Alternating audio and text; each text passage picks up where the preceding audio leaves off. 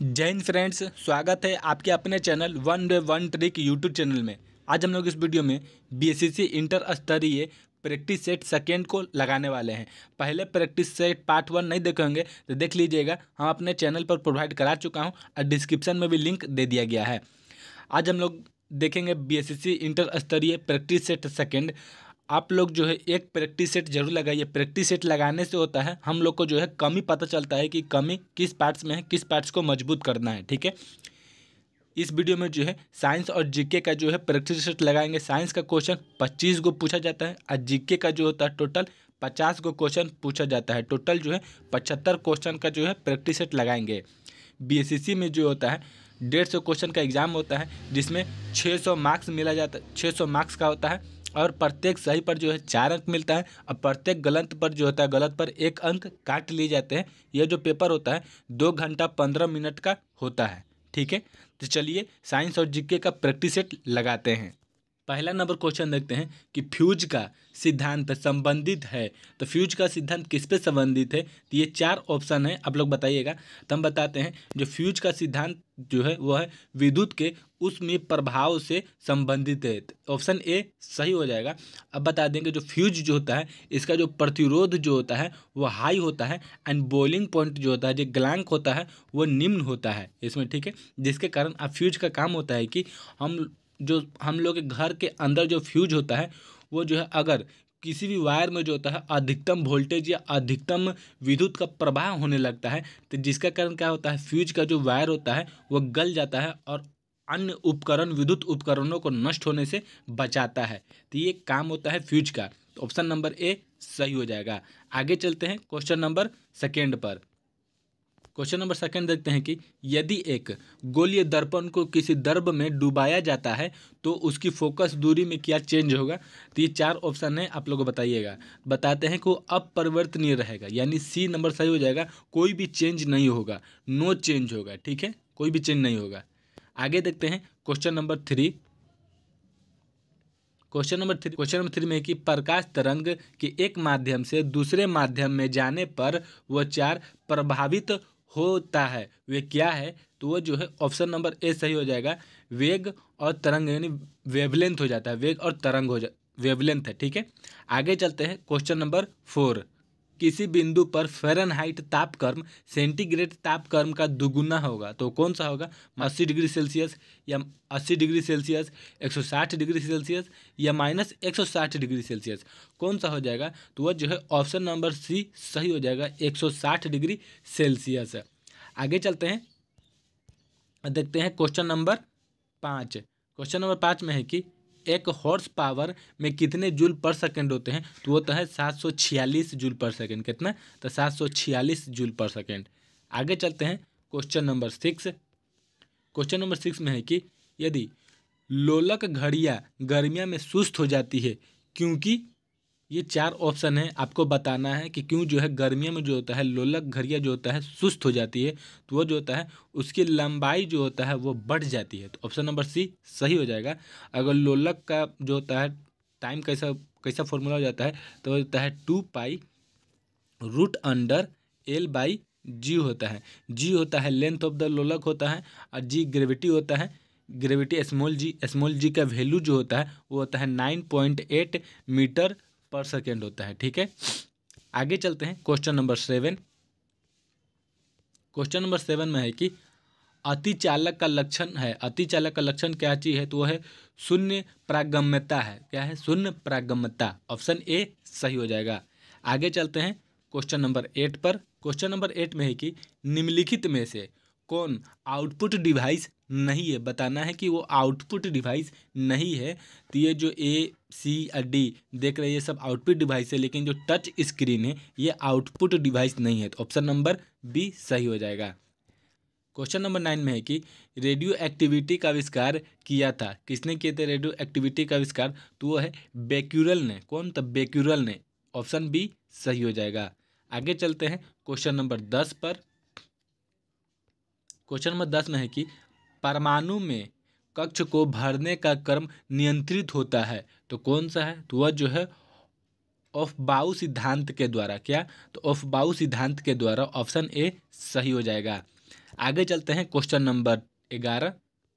Question number 11 में है कि निम्नलिखित में से कौन एक मूल तत्व है, कौन सा मूल तत्व है वो बताना है। तो वह जो है हीरा जो है मूल तत्व है, तो ऑप्शन सी सही हो जाएगा।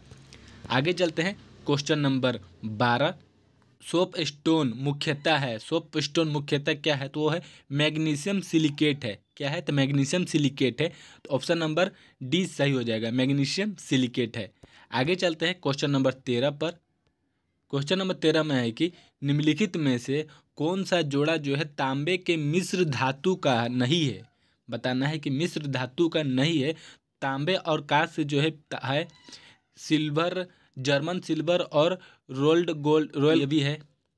गन मेटल और डेल्टा मेटल ये भी है। लेकिन जो ऑप्शन नंबर डी जो है यह तांबे का जो मिश्र धातु नहीं है, जो रोज मेटल और टाइप मेटल, ये गलत है। ठीक है, तो ऑप्शन नंबर डी ही इसका जो आंसर हो जाएगा। जो स्क्रीन पे देख रहे हैं कि जो जितने भी जो है मिश्रित धातु हैं सब दे दिए गए हैं। पीतल, कांस्य, जर्मन सिल्वर जो होते हैं, German silver, roll gold, gun metal, delta metal, rose metal, type metal, ये सब जो है देख लीजिएगा, पढ़ लीजिएगा, इससे जो है क्वेश्चन बनता ही है।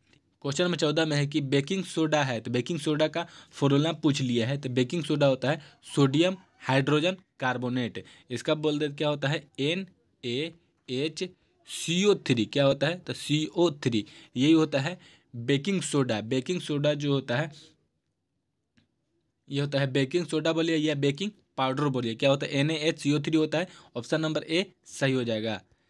आगे चलते हैं क्वेश्चन नंबर 15 पर। क्वेश्चन नंबर 15 में है कि निम्नलिखित वैज्ञानिक में से किसने स्थिर अनुपात के नियम को प्रतिपादित किया था। तो कौन किए थे, तो वह जो है जोसेफ प्राउस्ट। ऑप्शन ए सही हो जाएगा। आगे चलते हैं क्वेश्चन नंबर 16। क्वेश्चन नंबर 16 में है कि मॉर्फिन किससे प्राप्त होता है। आपको बताना है कि मॉर्फिन जो होता है किससे प्राप्त होता है, पत्ती से, तना से, फल से या फूल से।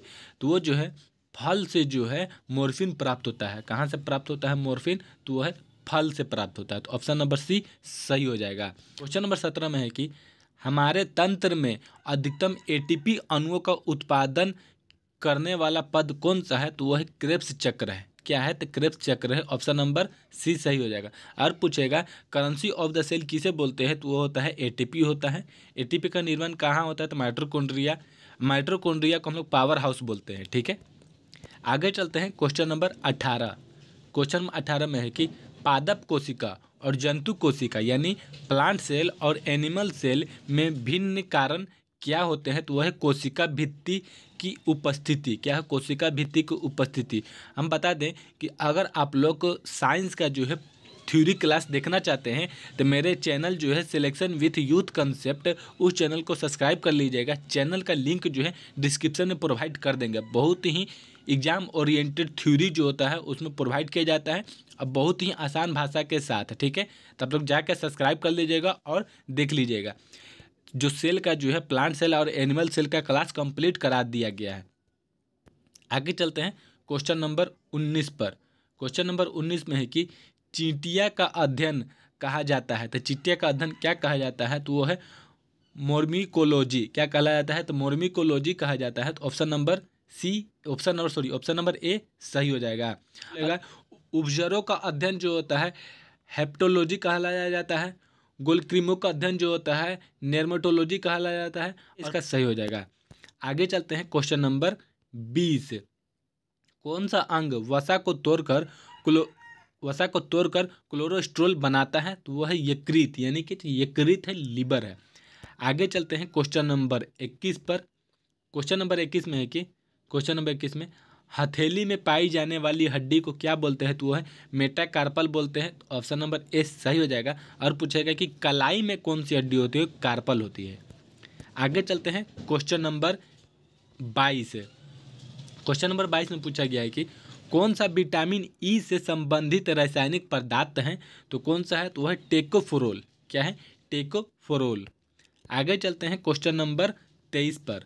क्वेश्चन नंबर 23 में है कि विडाल परीक्षण किसके लिए किया जाता है। विडाल परीक्षण किसके लिए किया जाता है, तो वह जो है टाइफाइड टाइफाइड के लिए जाता है, तो ऑप्शन नंबर सी सही हो जाएगा। किसके लिए? तो टाइफाइड के लिए। आगे चलते हैं क्वेश्चन नंबर 24 देखते हैं। क्वेश्चन नंबर 24 में है कि सूखा सहिष्णुता से संबंधित हार्मोन है क्या? तो क्या है? तो है एब्सिसिक अम्ल है, एब्सिसिक अम्ल। ऑप्शन नंबर ए सही हो जाएगा। ठीक है, आगे चलते हैं क्वेश्चन नंबर 25। क्वेश्चन नंबर 25 में है कि सल्क टीका निम्नलिखित में से किस व्याधि से संबंधित है? किस व्याधि से संबंधित है? तो वो जो है पोलियो से संबंधित है। ठीक है, किससे संबंधित है? तो वो जो है पोलियो से संबंधित है। अगर पूछेगा कि पोलियो के टीका के खोजकर्ता को किसे क्या बोला जाता है? तो वो है जॉनसन सल्क को बोला जाता है। क्या चीज़? जॉनसन सल्क को बोला जाता है। ये जो है टोटल जो है 25 क्वेश्चन का जो है साइंस का क्वेश्चन का जो है करा दिया गया है। अब जो है हम लोग जीके का प्रैक्टिस सेट लगाएंगे। ठीक है, और आप लोग को ये वीडियो पसंद आया होगा, लाइक एंड सब्सक्राइब जरूर कर दीजिएगा। आपके अपने channel one way one trick YouTube channel को जीके का जो प्रैक्टिस सेट है दूसरे वीडियो में लगाएंगे। ठीक है, हम लोग मिलेंगे नेक्स्ट वीडियो में, तब तक के लिए बाय।